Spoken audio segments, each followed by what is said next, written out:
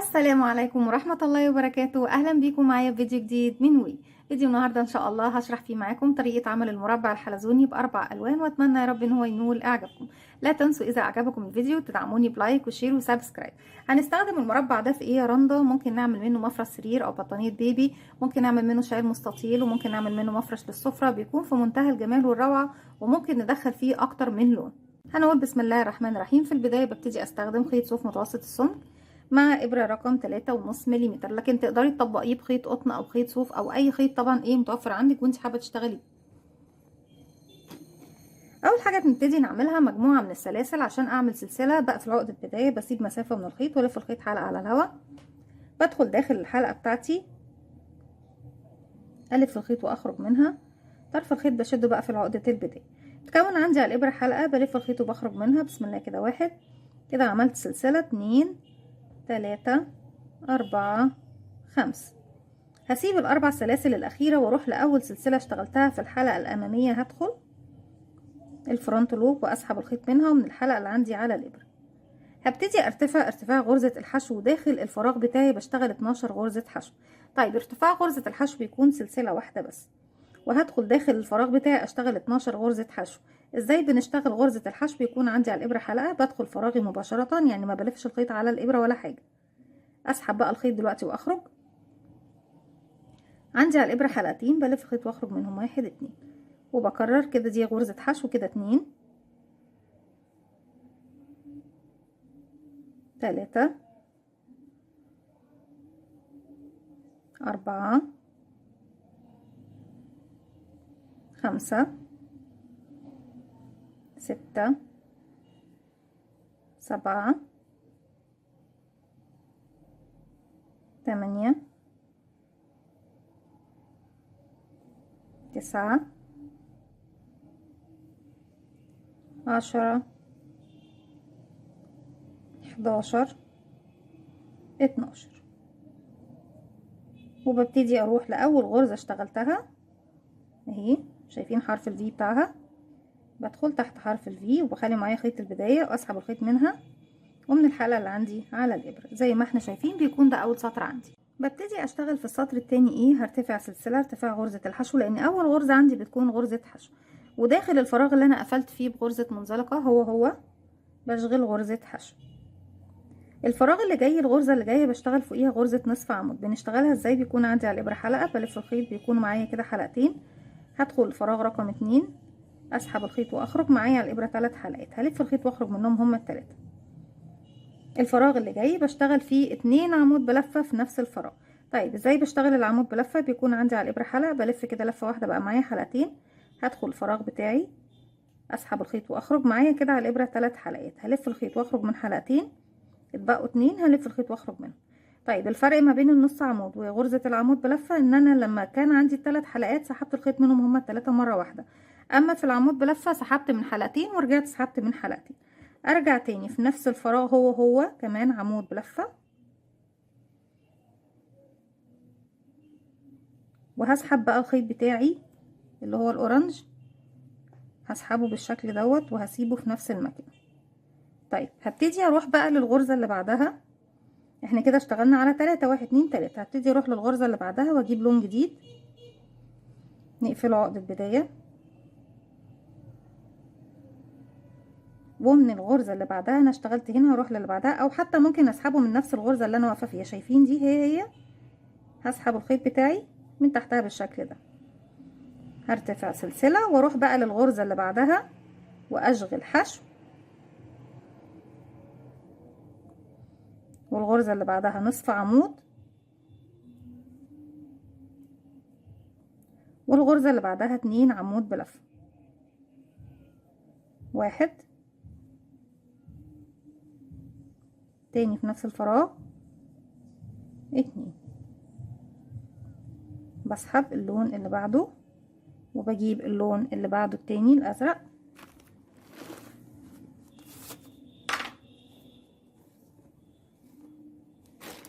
وبكرر. بقفل الخيط بتاعي عقدة بداية وببتدي اسحبها منين يا بنات؟ من نفس المكان اللي انا كنت شغلة فيه اخر غرزتين. وابتدي ارتفع سلسلة. كل الخيوط طبعا اللي هي من ورا بخفيها معايا، وبروح للغرزة اللي بعدها واشتغل حشو، واللي بعدها نصف عمود، واللي بعدها 2 عمود بلف. 1 تاني في نفس الفراغ 2. كده بقيلي 1 2 3 غرز بس يا بنات زي ما احنا شايفين. بسحب الخيط وبجيب اللون اللي بعده وببتدي بردك ادخله معايا. بدخل في الفراغ اللي انا اشتغلته الاخير واسحب الخيط الجديد بتاعي، بقفله الاول عقدة وبسحب الحلقة الجديدة من عندي على الشغل. ارتفع سلسلة وبروح للغرزة اللي بعدها واشغل حشو، والغرزة اللي بعدها نصف عمود، والغرزة اللي بعدها اللي هي الأخيرة بشتغل فيها 2 عمود بلفة في نفس الفراغ. 1 2 زي ما احنا شايفين. طيب هنا انا عندي الحلقة دي المكان اللي انا كنت قافلة فيه بمنزلقة، مش مكان للشغل. خلاص يا بنات، هسحب بقى اللون الاصفر وابتدي ارجع تاني للون الاورنج.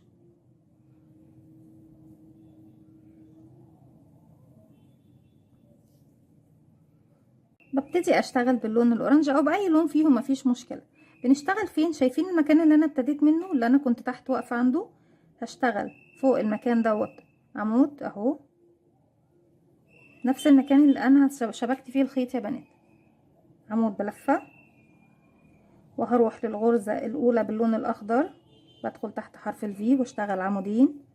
1 تاني في نفس الفراغ 2، واللي بعدها عمودين في نفس الفراغ. 1 2، واللي بعدها عمودين. 1 2، والغرزة الأخيرة بشتغل فوقيها عمود واحد بس. أنا كده اتبقالي واحدة بس اللي باللون الأخضر اشتغل فوقيها عمود واحد بس. أرجع تاني أسحب اللون الأورنج تاني. أنا وصلت كده للأخضر، هاخد الحلقة بتاعتي وأكرر اللي أنا عملته بالظبط في اللون الأورنج. نفس المكان اللي أنا عنده هنا اهو اللي أنا شبكت فيه اللون التركواز ده والأزرق، هشتغل عمود، وأول فراغ يقابلني عندي هنا اهو بشتغل عمودين، 2 عمود بلفة. 1 2، واللي بعده عمودين. 1 2، واللي بعده عمودين. 1 تاني في نفس الفراغ. 2، واخر غرزة عندي اللي هي موجودة عندي شايفينها باللون الازرق، عمود واحد بس.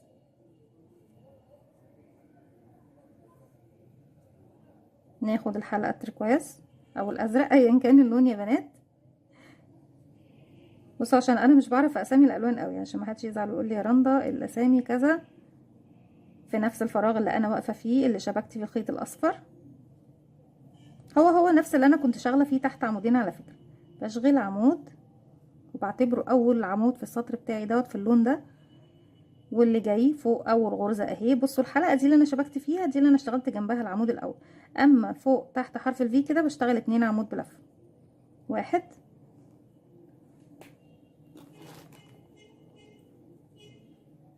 كمان 1 في نفس الفراغ.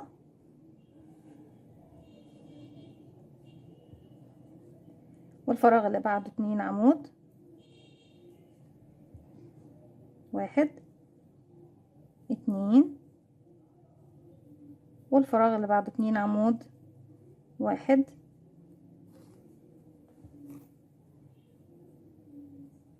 2، واخر فراغ هشتغل فيه عمود واحد بس. بسحب الخيط بتاعي زي ما احنا شايفين بسحب اللون الاصفر، والاخير بالنسبة طبعا لترتيبة الالوان بتاعتنا زي ما عملنا بالظبط. نفس الفراغ اهو اللي فيه 2 عمود بالاصفر من تحت، انا شبكت فيه طبعا، مفروض اللي كنت بشبك فيه بدخل اشغل عمود، وفي الفراغ اللي بعده عندي اهو اول غرزة من هنا. بصوا الفراغ ده كان غرزة منزلقة ماليش علاقة بيه، ده اول فراغ عندي اهي، اول غرزة انا اشتغلتها هنا اهي، بشتغل فوقيها 2 عمود، 1 2 واللي بعده 2 عمود، 1 كمان في نفس الفراغ، 2 واللي بعده 2 عمود، 1 2 واللي بعده عمود بلفة. ولسه طبعا مكملين احنا كده السطر اللي هو اللي احنا خلصناه ده كده خلص. لسه هنبتدي السطر الجديد بقى مع بعض زي ما احنا شايفين. بنبتدي السطر الجديد بتاعنا من المكان اللي احنا واقفين عنده هنا باللون الاورنج زي ما احنا شايفين. اخر عمود انا اشتغلت هنا زي ما احنا شايفين اهو. الفراغ اللي ما بينه اللي في النص ما بين العمود ده والعمود اللي بعده هروح اشتغل فيه زاوية. الزاوية بتكون مكونة من ايه؟ بس مش بشتغل تحت حرف الفي، لان تحت حرف الفي ده انا هشتغل فوقيه تاني. داخل الفراغ اللي ما بين العمودين هشتغل عمود،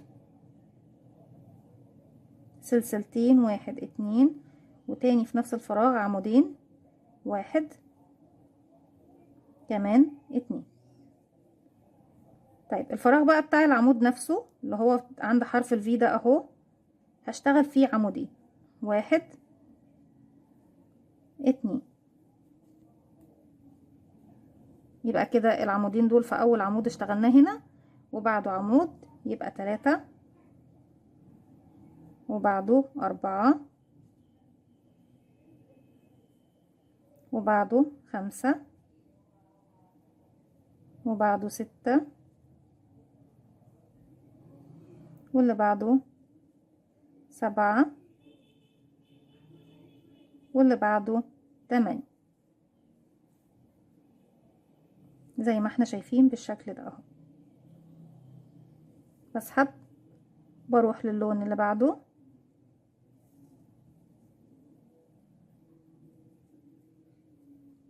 ببتدي بكرر نفس اللي عملته.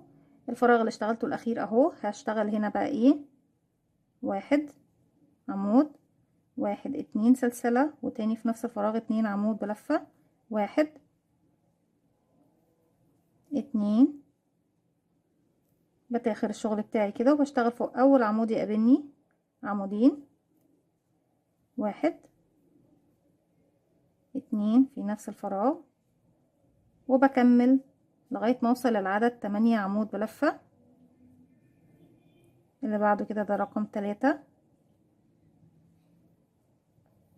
4، 5، 6، 7، 8. اخر عمود طبعا انا لسه ما اشتغلتش فيه يا بنات، موجود عندي في كل الالوان اللي اشتغلناها لغاية دلوقتي. بكمل اللون اللي بعده بنفس الطريقة ونفس التكرار. اخر عمود اشتغلته هنا بالتريكواز بروح في الفراغ اللي هو ما بين العمودين اللي بعده واشتغل عمود، 1 2 سلسلة في نفس الفراغ كمان، 1 2 عمود،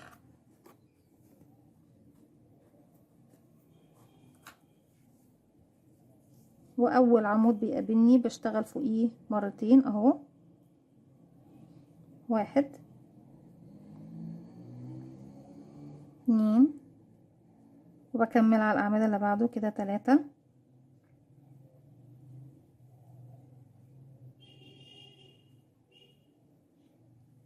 4، 5،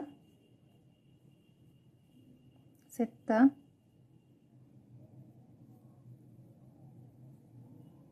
7، 8. واخر عمود لسه ما اشتغلناش عليه. كده فاضل لنا ايه؟ فاضل لنا اللون الاصفر. تاني برجع اكرر اخر مكان اشتغلت فيه هنا، ده العمود الاخير اللي اشتغلته، وده العمود اللي بعده. في الفراغ اللي ما بينهم بشتغل عمود واحد، اتنين سلسلة، وتاني اتنين عمود في نفس الفراغ، واحد اتنين. ارجع اشتغل فوق اول عمود يقابلني اللي هو طبعا احنا واقفين عنده ده، عمودين، واحد اتنين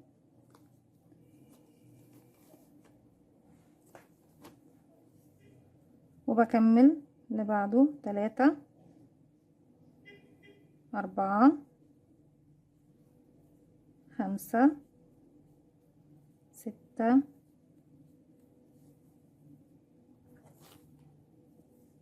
سبعة تمانية. زي ما احنا شايفين كده كونا زوايا 4 بالشكل ده اهو. بنبتدي نكمل ازاي؟ نكمل باللون الاصفر. احنا طبعا كان فاضل لنا عمود هنشتغله،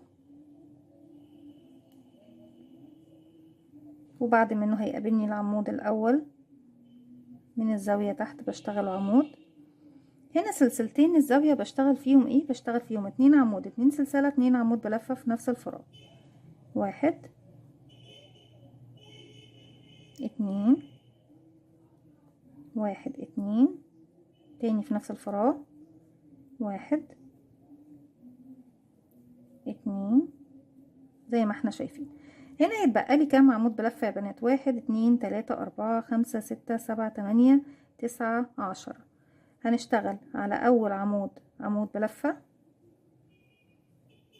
والعمود اللي بعده عمود بلفة واحدة، والعمود اللي بعده عمود بلفة. بقى كده 3 عمود بلفة عليهم. التلاتة اللي جايين هيكونوا نصف عمود، غرزة نصف عمود، واحد اتنين تلاتة، والتلاتة اللي جايين هيكونوا 3 حشو، واحد اتنين تلاتة، والغرزة اللي جاية هقفل فوقيها بغرزة منزلقة بالشكل ده. كده بكون زي ما احنا شايفين خلصت اللون الاصفر. طيب ناخد اللون الاورنج اللي بعده.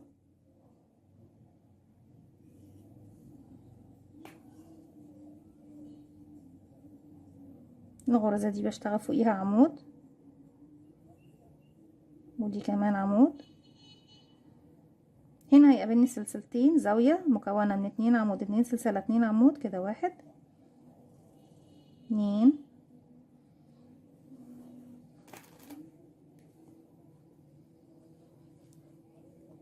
واحد اتنين سلسلة،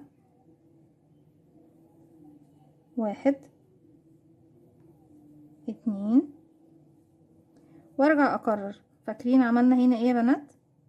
بشتغل 3 عمود، 3 نصف عمود، 3 حشو، واحدة منزلقة، كده واحد اتنين تلاتة، واحد نصف عمود، اتنين تلاتة.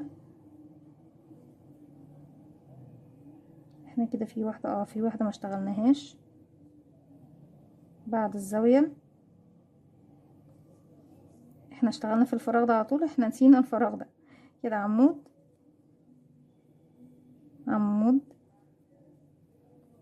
عمود، نصف عمود، نصف عمود، نصف عمود، 3 حشو، واحد اتنين تلاتة، وفي النهاية بقفل بغرزة منزلقة زي ما احنا شايفين بالشكل ده اهو. بصوا كده ابتدينا نقفل جوانب المربع بتاعتنا.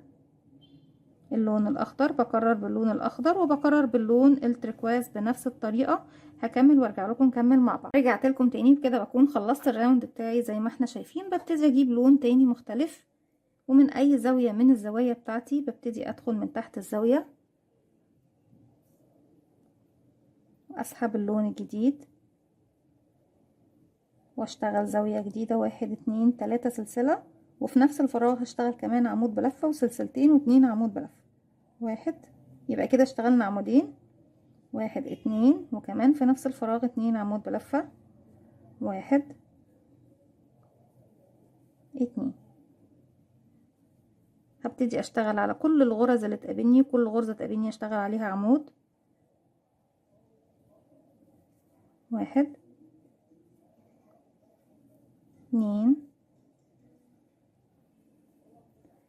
3، كل الغرز اللي تقابلني زي ما احنا شايفين، 4 5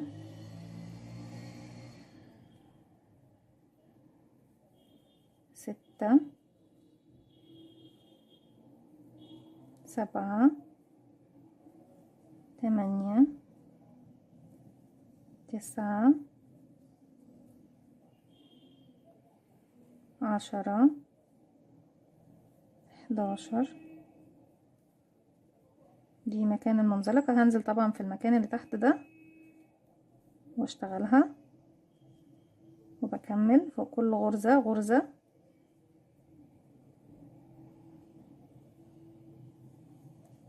لغاية ما اوصل للزاوية التانية.